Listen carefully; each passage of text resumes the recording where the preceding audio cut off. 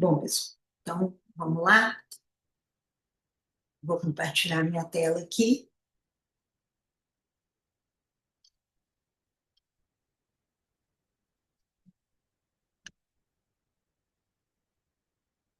Pronto.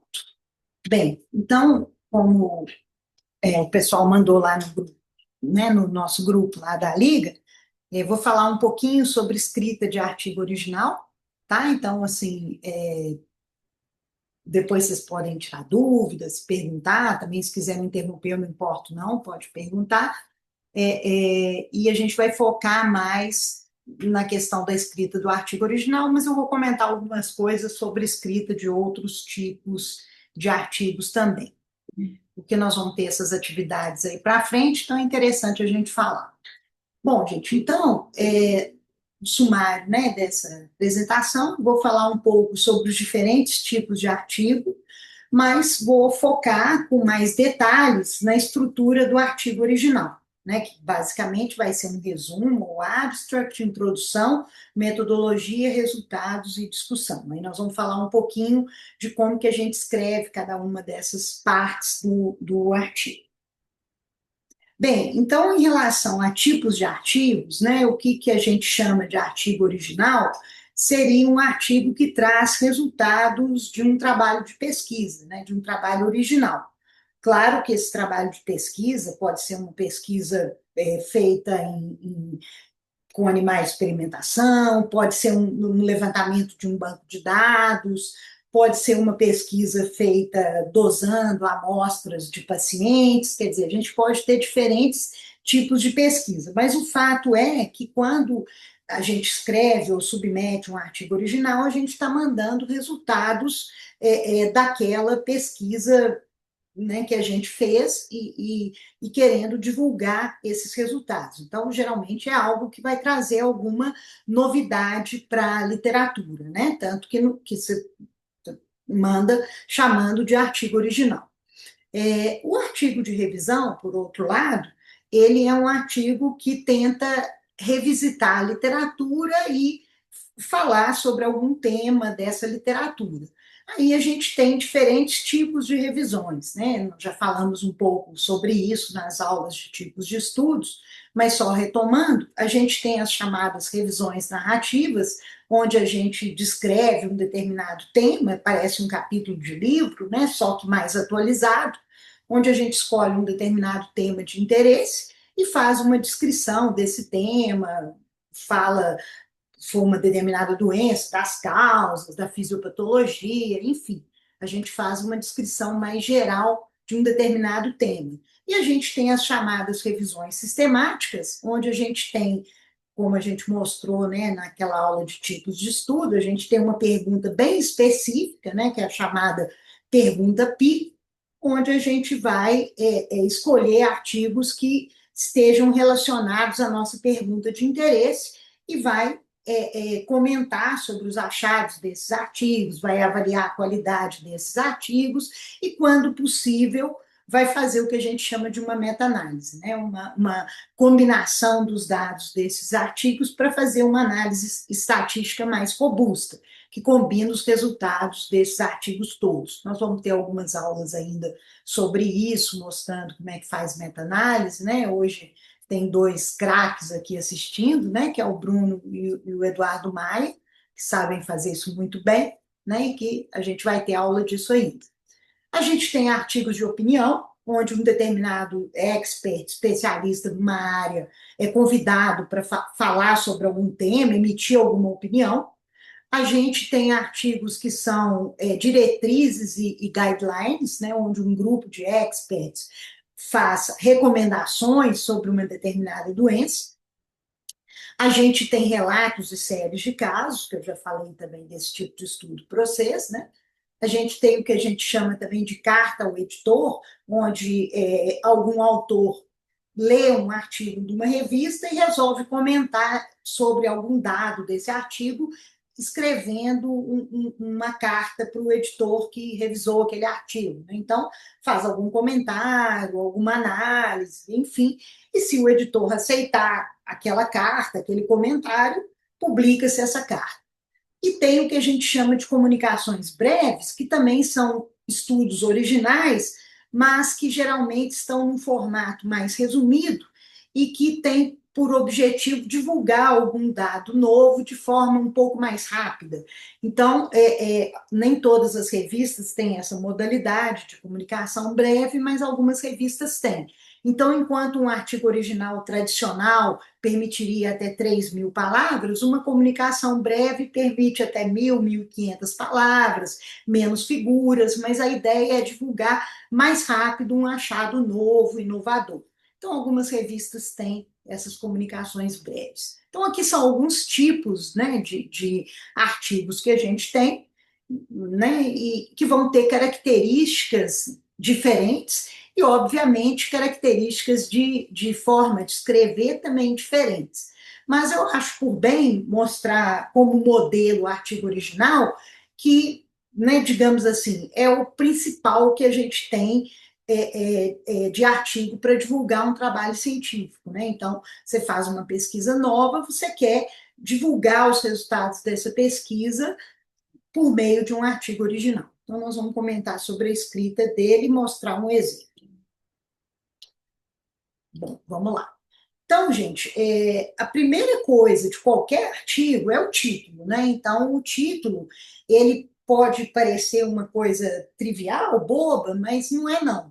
Por quê? Porque quando você faz uma busca na literatura, quando você vai lá no PubMed, escreve uma palavra-chave, a primeira coisa que vai aparecer é uma lista de títulos de artigos, né? Então, o título, ele pode ser algo que tem que atrair alguém para ler a respeito, né? Então, o título ele deve resumir os principais achados do artigo e ter uma ideia, né? Claro que entre aspas, de marketing, marketing no sentido assim, olha, eu quero que o título do meu artigo chame atenção para o conteúdo dele. Então, alguém da área vai achar interessante ler. Então, o título tem que ter um pouco essa ideia de trazer pontos chaves do artigo que atraiam o interesse de pessoas da mesma área de pesquisa. Né? Então, uma coisa que eu acho interessante fazer é pensar no título depois que você acabou de escrever o artigo, que aí você olha aquele artigo, lê, fala assim, o que chama atenção nesse artigo, o que é mais interessante de eu colocar no título para resumir os achados principais desse artigo. Né? Então, é um jeito da gente pensar no título que eu acho que fica bom, que aí a gente tem, depois de ler o artigo inteiro, tem uma ideia melhor do título, né? Ou às vezes até modifica o título inicial que a gente tinha proposto. Bem, depois do título, obviamente, nós vamos ter o nome dos autores, nós vamos ter de onde que esses autores são, né? Então, vai estar isso lá. Sobre ordem de autoria, eu acho que eu já comentei alguma coisa aqui com vocês, mas é só para reforçar. O primeiro autor, geralmente, é a pessoa que executou aquele trabalho, né? Vamos dizer assim, se for um trabalho experimental, alguma coisa do gênero, vai ser quem colheu as amostras, fez as dosagens. Se for um trabalho de banco de dados, é quem montou o banco de dados, analisou os resultados, né? Então, vai ser quem fez a maior parte do trabalho braçal, e o último autor vai ser quem orientou esse trabalho, quem coordenou essas atividades do aluno, né? Pode ser um aluno de mestrado, de doutorado, ou mesmo um aluno de iniciação científica, não importa, mas o último é o orientador, o primeiro é o executor do trabalho. E aí as pessoas que vão no meio vão ser as que estão mais próximas do primeiro autor, são aquelas que ajudaram mais de perto na execução. Então, o segundo autor é quem mais ajudou na execução. O penúltimo autor é alguém que coorientou o trabalho. E aí as outras pessoas não têm, vamos dizer assim, são participantes do estudo, mas não têm tanto protagonismo, tanta participação efetiva no estudo, nem na orientação, nem na execução. Né? Seriam os autores que vão ficar no meio lá, distribuídos. Né? Então, mais ou menos assim que a gente coloca. Depois vem, dos novos autores, de onde que eles são, vem o resumo ou abstract. O resumo ou abstract é como se ele fosse um mini artigo, né? Porque o que acontece? Desculpa, gente. É, é, Nesse resumo, a gente vai falar brevemente do tema do artigo, então vai ter um background, a gente vai discriminar qual que é o objetivo do estudo, vai falar resumidamente da metodologia usada, vai citar os resultados principais e uma breve conclusão. Então, geralmente, o resumo é como se fosse um mini artigo, quer dizer, ele tem uma introdução muito curtinha, o objetivo, os métodos também muito resumidamente, só o que há de principal, resultados principais e conclusão. Então, isso vai estar presente no resumo ou abstract do artigo. Aí, beleza, aí nós vamos para o corpo do artigo, né? A próxima parte vai ser uma introdução. A introdução do artigo, geralmente ela é um texto não muito longo, mas ela tem que contextualizar a temática do artigo, tá? Então, geralmente a introdução ela vai ter de 3 a 4 parágrafos, geralmente é esse formato, esse tamanho, na maioria dos artigos originais, e nesses parágrafos você vai falar do tema de estudo, justifica o porquê que você está estudando aquele aspecto daquele tema, então você vai colocar o contexto daquele estudo que você está fazendo, né? E a introdução ela finaliza descrevendo os objetivos do seu estudo. Né? Então você vai nos primeiros parágrafos falar de modo geral do tema, no vamos dizer, segundo, terceiro parágrafo, aspectos que ainda precisam ser esclarecidos naquele tema, e no último parágrafo, o objetivo do seu estudo, que é dentro desses aspectos que ainda precisam ser investigados e esclarecidos naquele tema. Então, vai seguir muito esse estilo. Uma coisa que é importante dizer da escrita científica é que ela é muito padronizada, não tem muito como ter, vamos dizer assim, criatividade, né, não pode ser uma escrita rebuscada, tem que ser uma escrita direta, clara, objetiva e que segue parâmetros já bem estabelecidos, né? Então, ela tem muito essa característica, né? Não é aquela escrita igual uma escrita literária, onde você vai rebuscar, você pode fazer elucubrações, você pode ir e voltar. A escrita científica não é assim. Ela tem que ter uma sequência bem lógica, tudo bem concatenado e bem objetivo. Né? Não tem enrolação na escrita científica, até porque você tem um limite de palavras, então você tem que ser bem objetivo naquilo que você vai dizer. E é muito claro que em qualquer artigo a metodologia tem que estar muito clara, os resultados também bem detalhados. Então, a gente não pode enrolar, entre aspas, na introdução, ficar elocubrando muito, falando muito, que às vezes a gente perde foco e não tem espaço para descrever o que há de principal no estudo, que é como ele é feito, método e que resultados foram obtidos. Tá? Então, é importante que a gente diga isso. Bem, aí, depois da introdução, vem o capítulo de metodologia, que é um capítulo muito importante, porque ele diz respeito do desenho do estudo, de como que foi feita cada etapa do estudo. Então, é um capítulo que tem que estar muito claro, muito bem detalhado, porque a ideia da metodologia é que, se alguém quiser fazer um estudo parecido com o seu, lendo a sua metodologia, essa pessoa será capaz de fazer esse estudo parecido com o seu. Né? Então, é bem importante. Né? Então, por exemplo, se você usou uma técnica nova de dosar alguma coisa, você tem que descrever detalhadamente essa técnica nova, porque quem quiser usar de novo essa técnica, lendo a sua descrição, tem que ser capaz de fazer. Então, é bem importante isso daí. Na metodologia, a gente vai descrever o desenho do estudo, a população do estudo, o objeto do estudo, né? Se for animal de experimentação, vai descrever, se for por exemplo, amostras de tecido, vai descrever. Então, o que é, né, que você está estudando, mencionar aspectos éticos, né? Se for um estudo que demanda aprovação em comitê de ética, né? Muitos estudos da nossa área vão demandar, então a gente tem que fazer essa menção que foi aprovado, um comitê de ética tal, se envolver pacientes, que os pacientes assinaram termo de consentimento, então isso tem que estar claro, né, na metodologia, e descrever com muito detalhe, precisão, todos os procedimentos realizados. Né? Se você colher o sangue, você dizer, colher sangue em veia periférica, com tais e tais características, usando o tubo com tal e tal anticoagulante, você tem que descrever tudo. Se você centrifugou aquele sangue para obter o plasma, você fala qual a rotação da centrífuga que você usou, como que foi essa centrifugação. Então, tudo que você fez, todas as etapas, tem que estar claramente descritas na metodologia do estudo.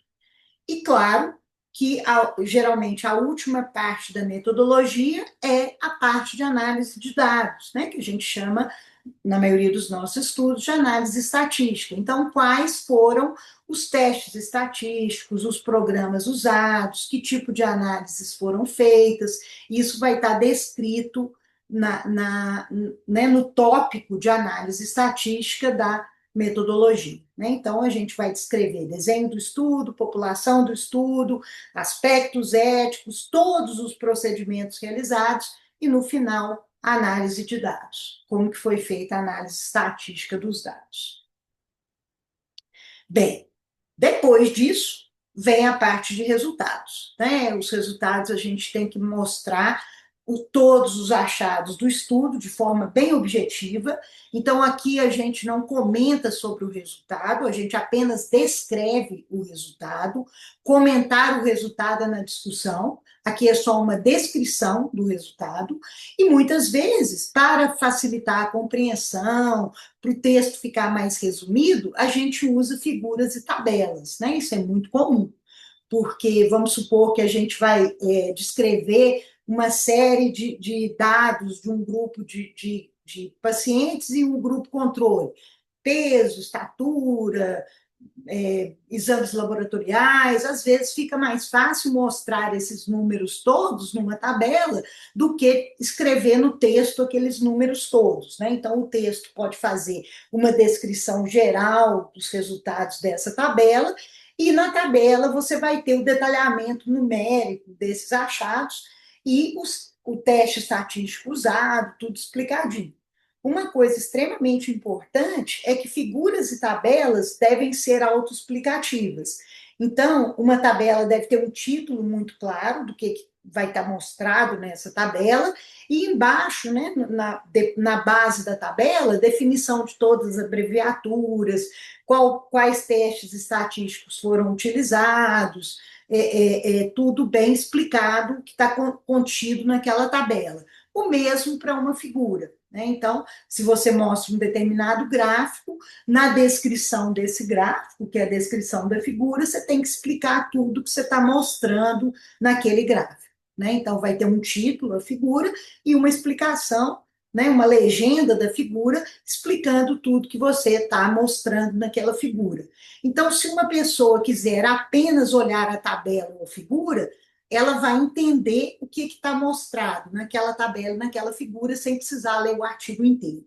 Né? Então, essa que é a ideia de figura e tabela serem autoexplicativas. Bem, aí vem a última parte do artigo original, que seria a discussão. Né? Então, o que é a discussão? A discussão nada mais é do que relatar os principais resultados, analisando esses resultados em relação ao que a literatura traz sobre o tema que você está estudando. Então, é claro que para fazer uma boa discussão, é importante que você tenha lido bastante sobre o tema que você estuda, que você tenha se atualizado, para você saber os estudos que fizeram coisas semelhantes ao que você fez, ou que têm algumas características em comum, outras que diferem. Por quê? Porque, na verdade, o que a gente faz na discussão é esse confronto do trabalho apresentado, do trabalho original que você está descrevendo, com a literatura vigente sobre o tema. A estrutura da discussão também é uma estrutura bem padronizada. O primeiro parágrafo da discussão geralmente é um relato breve dos principais resultados do estudo. E nos parágrafos subsequentes, a gente vai pegar cada um desses resultados principais e comentar falando o que, que a literatura traz sobre estudos semelhantes ao nosso, estudos que tenham analisado alguma coisa em comum que o nosso fez, né? As diferenças, as semelhanças, a gente vai comentar. Mais para frente, a gente vai elaborar algumas hipóteses, explicações para os achados do nosso estudo, claro que baseados nesses achados e também no que a literatura diz sobre o tema. O penúltimo parágrafo da discussão costuma ser comentários de autocrítica dos próprios autores sobre o estudo, então a gente fala que é importante ter um parágrafo de limitações do estudo, quer dizer, o que o estudo não pôde avaliar, o que ele não é capaz de concluir, né? Quer dizer, quais são as coisas, vamos dizer assim, as questões que o estudo é falho, né? Que nenhum estudo é perfeito, sempre tem alguma coisa a mais que ele poderia fazer. O último parágrafo é uma conclusão geral dos dados, que também costuma trazer alguma perspectiva de novos estudos a partir dos resultados do estudo apresentado, né, nesse artigo original. Então, vai ter também essa característica, essa estrutura. Claro que existem pequenas variações entre as revistas, das normas das revistas. Tem revista que pede para você terminar a discussão com as limitações e ter uma conclusão, um item separado. Tem revistas que não, que você faz a conclusão como o último parágrafo da discussão. Então, isso pode mudar de acordo com as instruções da revista, mas a estrutura geral do artigo original se mantém. Bem, para mostrar um pouco mais, né, eu coloquei aqui um artigo original, tá?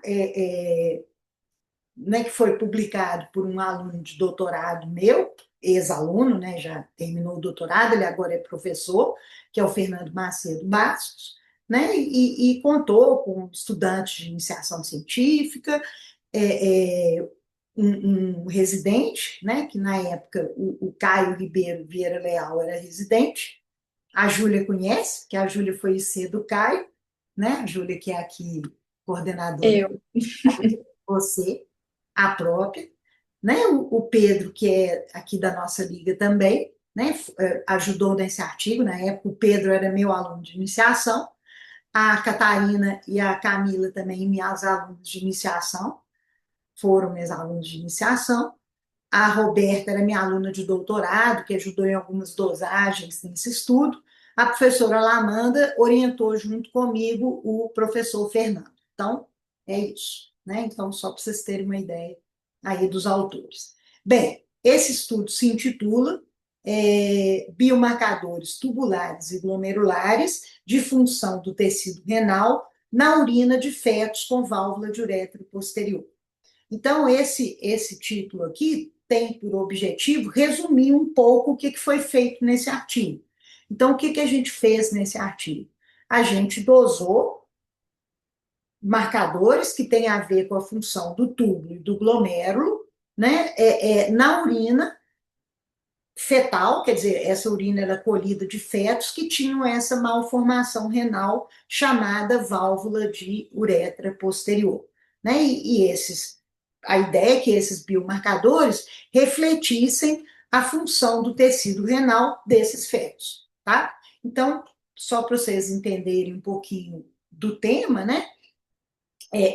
Essa malformação que a gente estava estudando nesse estudo, né? Claro que na introdução a gente explica um pouco sobre isso, né? Óbvio que não vai explicar com mínimos detalhes, mas vai dar um contexto geral. É uma malformação que acontece em fetos do sexo masculino, em que há a formação de uma membrana na porção prostática da uretra. E essa membrana obstrui o fluxo urinário em graus variados. Quanto mais essa membrana obstruir o fluxo urinário, maior dificuldade de urinar que esses fetos vão ter, e esses fetos vão, por essa resistência à saída da urina, ter um comprometimento na formação dos rins, ter uma série de alterações no tecido renal. Então, essa é uma malformação grave, que geralmente ela pode trazer repercussões precoces, né? Então, quando a obstrução é muito grande, esses fetos urinam pouco, então você tem pouca formação de líquido amniótico, consequentemente, você tem o que a gente chama de oligohidrâmino, né? Que pode levar à gestação prematura, e logo que esses fetos mais graves nascem, eles podem ter uma formação comprometida do tecido pulmonar e morrerem por causa de insuficiência respiratória grave, não formou o pulmão direito, eles vão falecer precocemente.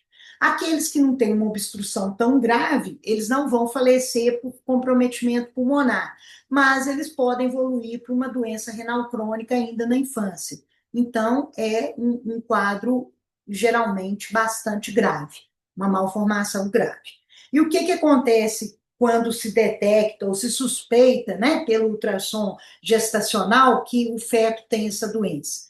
É feita rotineiramente nesses fetos uma punção da bexiga do feto para a coleta da urina do feto. Isso é uma rotina clínica, que é recomendada como prática clínica, não é por pesquisa, é por prática clínica.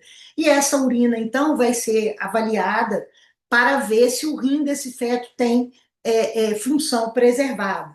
Porque se o rim desse feto estiver com a função preservada, é recomendado um procedimento ainda na vida intrauterina, que é o que a gente chama de derivação vésico-amniótica. O que é isso? É pôr um cateterzinho na bexiga do feto e drenar a urina para o líquido amniótico, para evitar que haja diminuição de líquido amniótico e que também diminuir a obstrução do trato urinário e melhorar o funcionamento do tecido renal. Então, a gente tenta prevenir um desfecho pior fazendo esse procedimento.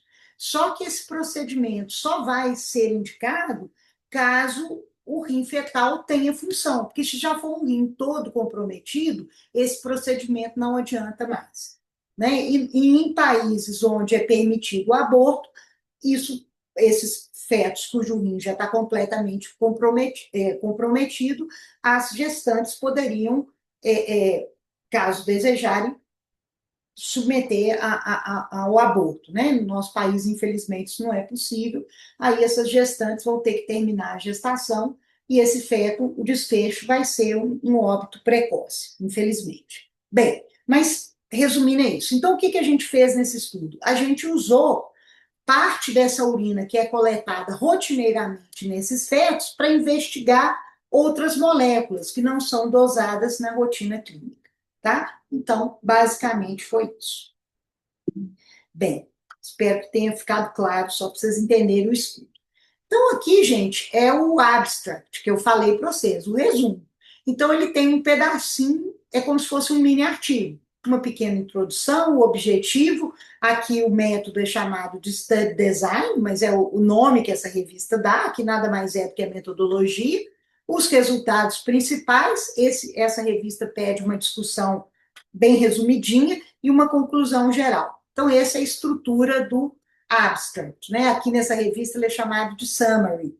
Pode chamar abstract, summary, a revista que vai dizer como é que vai chamar. E o número de palavras, quem define é a revista. Essa revista permite um número um pouquinho maior de palavras. A maior parte das revistas permite até 250 palavras para o abstract, mas essa permite um pouco mais, por isso que ela é um pouco maior.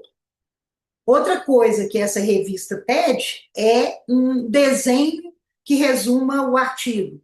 Isso chama Graphical Abstract. Muitas revistas têm pedido atualmente isso. Então, é uma figura para resumir os achados principais do artigo. Né? Então, nessa figura especificamente, é falado quantos fetos tem com a doença, o que aconteceu com esses fetos, né? Como que eles evoluíram, quais que faleceram no período neonatal, quais que sobreviveram, dos que sobreviveram, quais que desenvolveram doença renal crônica, né? Então tem uma descrição dos desfechos, e aqui tem uma descrição dos achados principais, dos biomarcadores glomerulares, né? Então aqui está mostrando essa estatina ser aumentada nos fetos, e o epithelial growth factor, que é o EGF, diminuído, e os marcadores tubulares, mostrando que a renina está aumentada nos fetos com a doença, e esses outros 4 marcadores tubulares estão diminuídos nos fetos com a doença. Então, aqui é uma figura que resume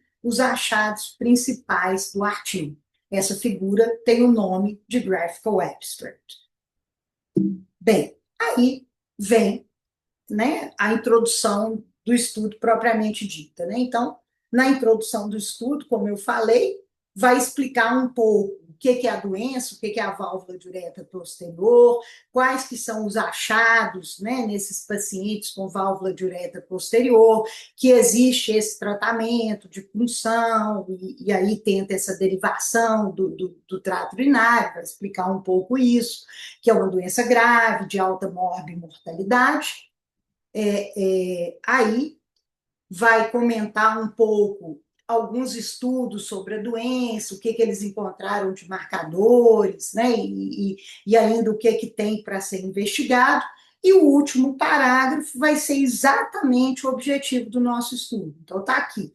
Este estudo objetivou medir biomarcadores de funções tubular e glomerular nas amostras de urina de fetos com válvula e comparar com medidas das mesmas moléculas em amostras de urina de prematuros do sexo masculino saudáveis, né? Então, do sexo masculino, porque essa doença só dá em fetos do sexo masculino. E a gente não podia comparar com feto saudável, porque eu não posso fazer uma punção na bexiga de um feto que é saudável. Isso seria um procedimento antiético.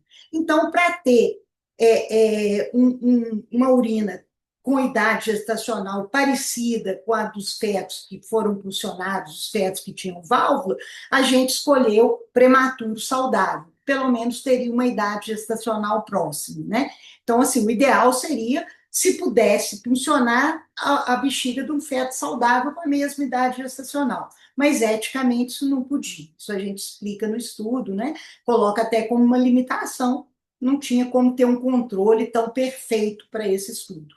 A gente usou esse controle que a gente considerou que ele era um controle razoável e possível para esse estudo. Bem, aí vem a seção de métodos, né? Aí vem o desenho do estudo, né? Que é um estudo transversal, né? Que a gente coletou as amostras e analisou num único momento do tempo, né? A gente não coletou seriadamente, não fez análises seriadas, nada disso, foi uma análise numa fotografia, num único momento do tempo, então por isso que ele é um estudo transversal. O período onde ele foi realizado, em que instituição, né? E os aspectos éticos, falando da aprovação no comitê de ética, que as mães, né, dos pacientes com válvula aceitaram que a gente utilizasse essas amostras para outras dosagens, porque a punção já ia ser feita de qualquer jeito, isso não mudou nada, e dos prematuros, as mães desses prematuros saudáveis aceitaram que a gente coletasse urina para essas dosagens. Então, explica tudo direitinho aqui no aspecto ético. Aí vem, gente, a parte de como que o estudo foi feito, né? Então, aqui explica em detalhes, de forma pormenorizada, todos os procedimentos que foram feitos nos fetos com válvula. Tudo como que foi a sequência, detectou pelo ultrassom, aí estava indicado fazer essa punção, aí foi explicando tudo que foi feito. E a mesma coisa em relação ao grupo controle, todos os procedimentos que foram feitos, né? Como que colher urina, né? Então, colher urina para o saco coletor, colheu depois que foi aprovado, né, pelo responsável do paciente, explicando o que excluiu, que esses bebês não podiam ter nenhuma malformação, nenhuma infecção, os critérios de exclusão. Então, explica tudo do grupo controle. Explica direitinho como que armazenou a urina, como que centrifugou, tudo direitinho, né, como é que foi feito. Aí vai explicar em detalhes. Depois vai explicar qual que foi a metodologia que a gente dosou essas moléculas, né? Então, aqui está descrevendo a técnica, né? Que é uma técnica que dosa múltiplas moléculas ao mesmo tempo. Aí está explicando quais que foram os kits que foram utilizados para essa técnica, né?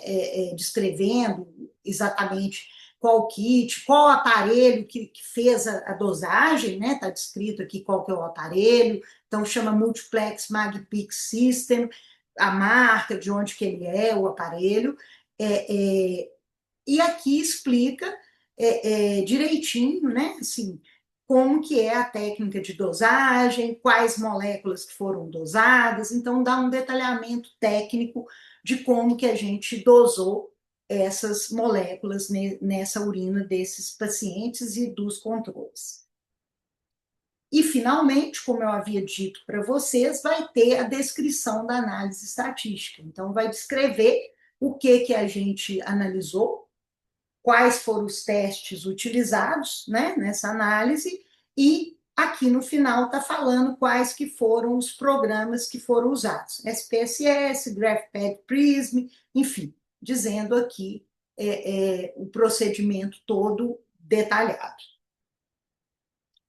Aí, gente, vem o quê? Resultados, né? Então, como eu falei, os resultados eles vão dizer de forma objetiva o que aconteceu no estudo. Então, está aqui, ó, 43 fetos com válvulas foram incluídos no estudo, o diagnóstico foi confirmado por tais exames, 9 pacientes a gente não teve segmento depois, e dos pacientes que tiveram segmento, o que aconteceu com eles, né? Então, aqui explica tudo, né, que foi feito nesses procedimentos. Então, está falando que de 34 fetos que a gente teve segmento, 23 faleceram precocemente por causa de hipoplasia pulmonar, 67,7%, e né, esses faleceram no primeiro mês de vida, quer dizer, um óbito precoce, né? E dos 11 sobreviventes, 32,3%, eles fizeram o tratamento da válvula nas primeiras semanas de vida. Né? O que é o tratamento da válvula? Você passa uma sondinha dentro da uretra do neném e desfaz a válvula por via endoscópica. Quando a uretra do neném é muito fininha e você não tem uma sondinha que consiga passar pela uretra e desfazer a válvula, aí você tem que fazer um buraquinho na bexiga para drenar a urina. Então, pode ser a vesicostomia ou vamos dizer assim, ablação endoscópica da válvula. Os dois procedimentos, um ou outro, foram feitos nesses 11 nenéns que sobreviveram. Né? Então, explicando tudo. Aí vem uma tabela, igual eu falei para vocês. A tabela tem que ter um título, né? Então, a tabela aqui, ó, achados clínicos e laboratoriais dos fetos com válvula de uretra posterior e dos prematuros saudáveis. Né? Então, aqui a abreviatura de válvula descrita, né? Posterior uretral valves, está aqui, e o grupo controle, control group. Aqui os dados, né? Então, idade gestacional em semanas, idade ao nascimento em semanas, mortalidade neonatal, né? Que dos prematuros nenhum morreu, eram prematuros saudáveis, aqui teve uma mortalidade grande, né?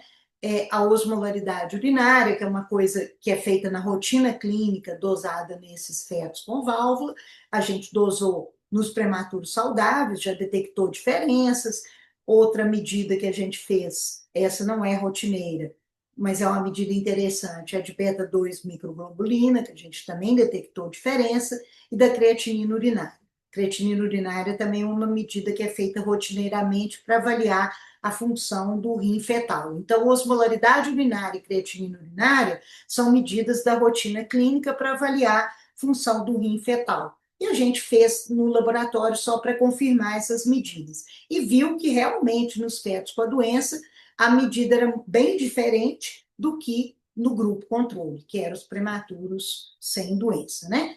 Aqui explicando como que os valores foram expressos, média mais ou menos desvio padrão, e para as variáveis numéricas, o número e percentual, como aqui, né, 23 em 34. Então, explicando a tabela todinha, dá para entender tudo olhando para essa tabela. Aí, gente, a figura, né? Então, a figura aqui, essa figura grande, né? Ela está mostrando várias moléculas que foram dosadas tanto nos prematuros saudáveis quanto nos fetos com válvula e mostrando as diferenças estatísticas, né? Então, aqui, por exemplo, a gente só de olhar o gráfico vê essa molécula chamada calbindina, nos controles ela estava em torno de 30, nos pacientes com válvula era quase indetectável, né? Aqui deu uma média mais ou menos de meio, no texto explica esses números, né? Aqui, essa outra molécula, que é a osteoactivina, nos controles ela estava em torno de 0,6, 0,7, nos indivíduos com válvula, em torno de 0,2, quer dizer, bem diferente também. Aqui, essa outra molécula, que é o Qi1, também diferente, né, mostrando aqui, essa outra molécula, o TFF, que é o fator de trefoil 3, né, mostrando também que diferia. Aqui, já uma situação diferente. A renina, né, que é uma enzima que começa a ativação do sistema renina-angiotensina com a produção de renina intrarrenal, mostrando que nos fetos com válvula ela é muito maior, quer dizer, mostrando que nesses fetos a gente tem uma ativação do sistema renina-angiotensina, que não tem nos prematuros saudáveis. Então, aqui já uma coisa bem interessante. E aqui, o epithelial growth factor, que é uma molécula que reflete crescimento do glomérulo, desenvolvimento dos glomérulos, nos controles ela estava nível bacana e nos fetos com válvula bem baixa, quer dizer, mostrando que esses fetos tinham um comprometimento do desenvolvimento do glomérulo, né? Essa molécula baixa também de desenvolvimento de túbulo, porque todas essas quatro moléculas aqui que estavam maiores no controle do que nos fetos com válvula, são moléculas produzidas pelo túbulo renal, quer dizer, que refletem um túbulo que tem função de produzir moléculas. O túbulo desses fetos com válvula quase que não produz molécula nenhuma, quer dizer, um túbulo muito comprometido. Então, mostrando um túbulo e um glomérulo comprometido e alguns mecanismos tentando compensar isso, que é aumento de renina e aumento de cistatina C.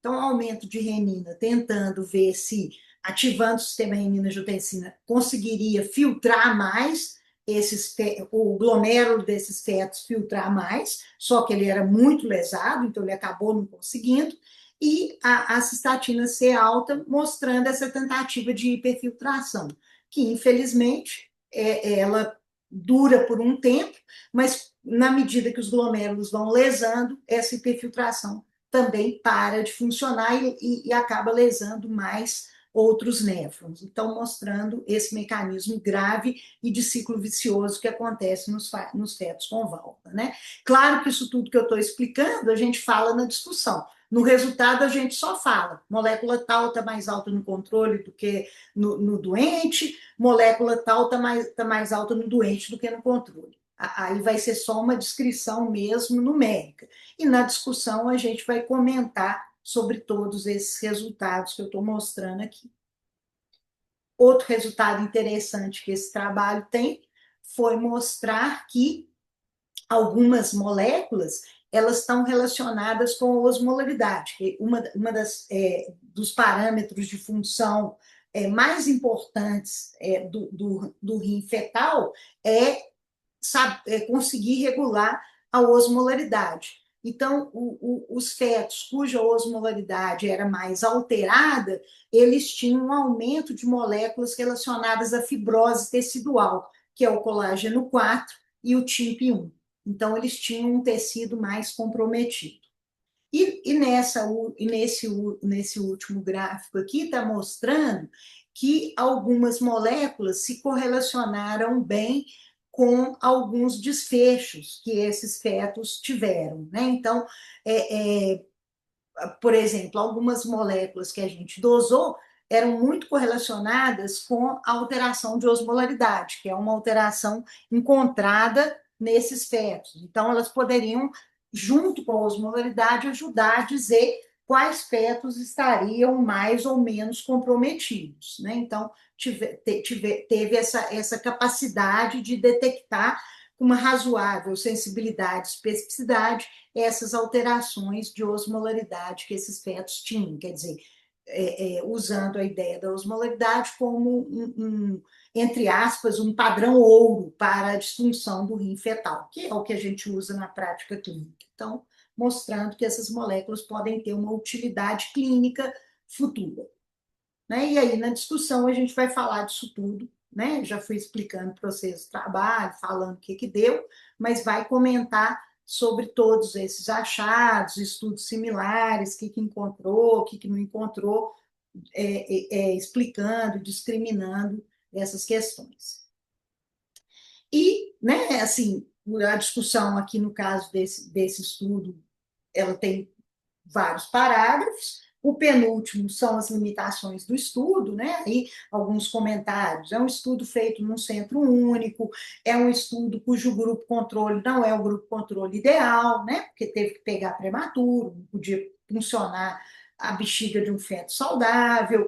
É um estudo que não tem como provar nenhum mecanismo, porque a gente não estudou mecanismo de nada, só dosou as moléculas, então, como exatamente ela está agindo, a gente não tem como comprovar, né? Porque o estudo não permite isso, então a gente falou dessas limitações. E no final fez uma conclusão geral, né? Onde a gente falou dos principais achados do estudo.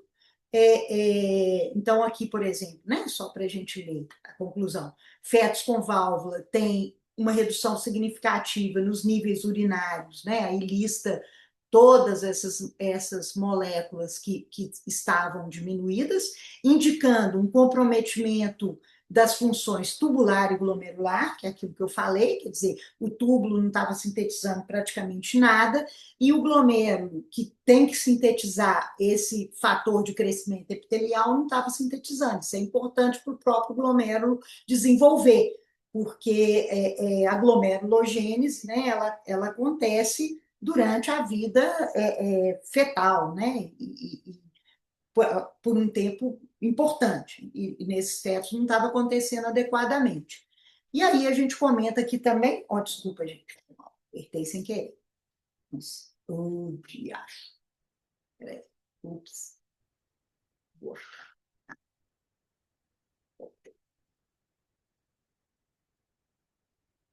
Isso. Aí a gente comenta também aqui na conclusão que o aumento de cistatina C e de renina poderia indicar um mecanismo compensatório tentando induzir filtração maior nos poucos néfrons que ainda funcionavam, né? Então, a ideia mesmo que eu comentei com vocês.